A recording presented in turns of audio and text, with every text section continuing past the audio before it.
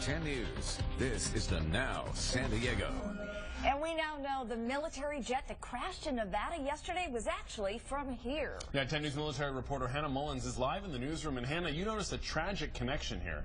I did, and the pilot in this crash is okay, but I did notice a logo on part of the plane. I want you to take a look because it is the Devil's logo, a local squadron that seems to be plagued by problems.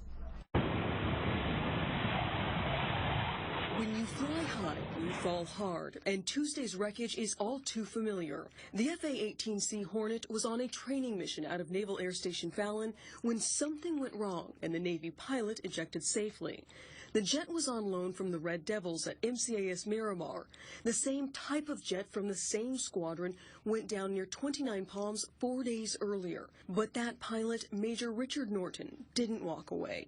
Devastation struck the Red Devils. His commanding officer called him one of our nation's best and brightest Hornet pilots. So they're trying to understand how a training mission turned deadly on home soil.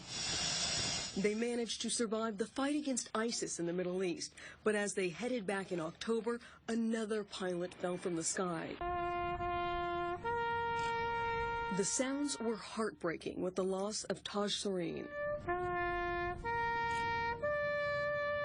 The pain was almost palpable, and the heartache has been felt from the Red Devils to the Blue Angels. The allure is, as a young kid, at least for me, was I want to get up there in the fastest, meanest thing I can fly. In June, Captain Jeff Coos was flying his Hornet on a practice run before an air show.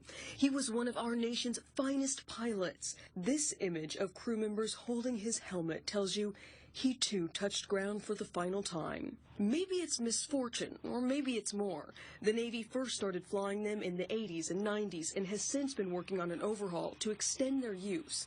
And there's no room for error in a job that's inherently dangerous. But they took an oath, so they'll keep flying, knowing the risk of falling is sky high. And there's no question military aviation needs more money, more flight time, and more maintenance. I have calls in to find out if that could be behind this string of crashes. 10 News.